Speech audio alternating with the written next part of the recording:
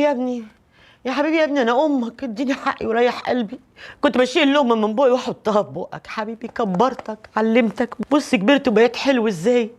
اديني حق يا حبيبي عشان ادعي لك وقلبي يبقى راضي عنك، ما ادعيش عليك. فكك ياما من جو المسكنه ده عشان مش لاقي على روحك الشريره.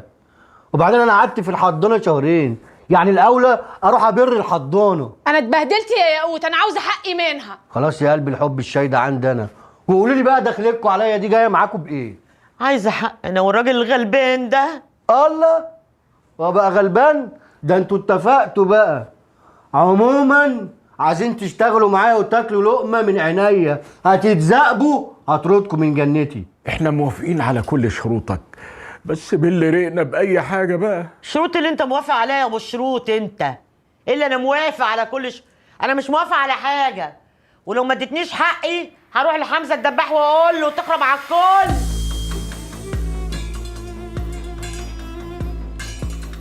قبل ما توصلي له اكون انا وصلت له وقلت له على اللي رعبك من زمان، واقول له انك ضربتي على حجه المسبك بتاع ابويا وانك بصمتيه وهو متسطح على خشبه الغسل على عقد بيع وشراء. حق. امال انت كنت عايزني اعمل ايه؟ اسيبه النوال واولاد نوال؟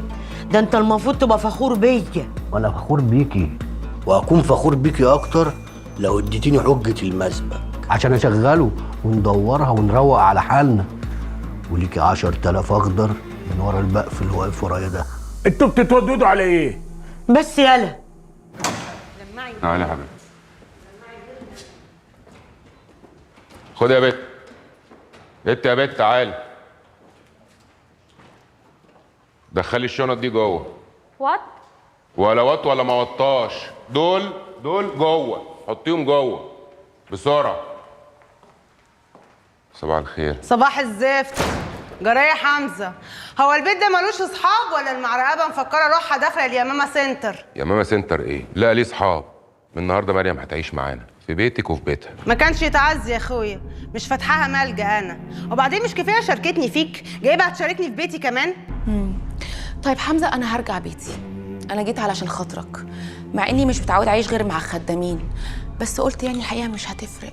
لا يا مريم ما تقوليش كده، هديه بتحب تهزر. مش كده يا هدهد؟ لا يا قلب هدهد، ما بهزرش، بتكلم جد. بس لو ناقحه عليك قوي يعني تقعد معانا، عندك الجنينه بره شرحه وبرحه وفيها بحيره، كنت انا اعمل فيها بيت خشب صغنن واجيب كلب يرمح فيه. ابقى طلع لها شنطها بره اهي. روح برضه. انت اتجننتي؟ احترمي نفسك يا حبيبتي وما تنسيش انت بتكلمي مين.